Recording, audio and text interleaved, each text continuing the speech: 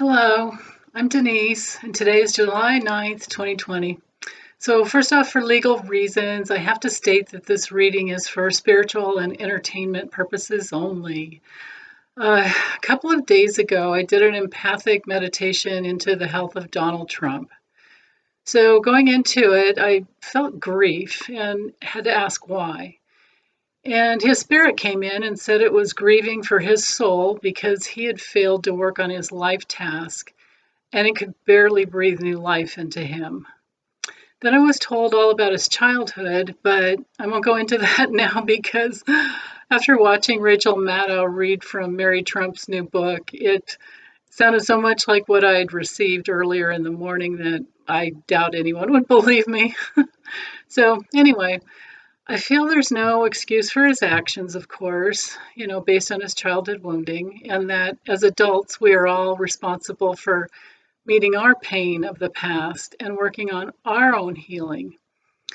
So, but going into his health, I felt his limbic brainstem area, and it was really stiff and rigid, and like he's holding on to just a tremendous amount of fear.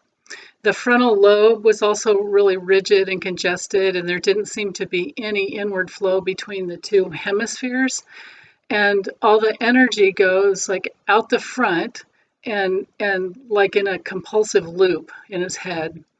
Then in his heart area it was really heavy and congested, and his core is shrouded in so much scar tissue that's so thick it causes the energy to shoot up into his throat where he has no problem releasing there. So but this circular loop of energy coming from his core to his limbic brain, then the frontal cortex with little, if any, heart connection in between.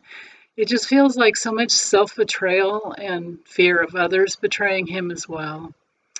Now, in his waking hours, it felt like he's in a constant state of defense and most likely is in a, adrenal exhaustion type of experience.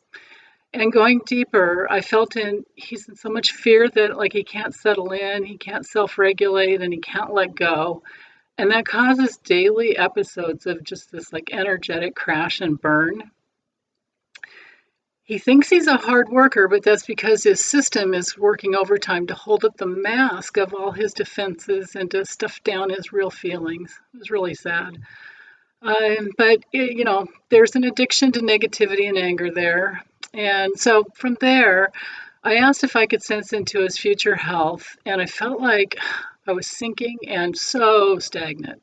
I couldn't get in a full breath. My heart was pounding, my head was pounding, and I heard, God, help me. So from there, I asked if he was going to get the coronavirus, and I heard and felt yes. And I asked if he will overcome it, and the answer was not sure. So from this point, I left the health reading because I didn't want to go any lower, than his third chakra. Like I think you can all relate to that, right? So my next question was, will he drop out of the presidential race? And the answer was no. Then I asked, will he make it to election day? And the answer was not sure yet. So after that, I asked, will he be reelected? And the answer was a really strong no.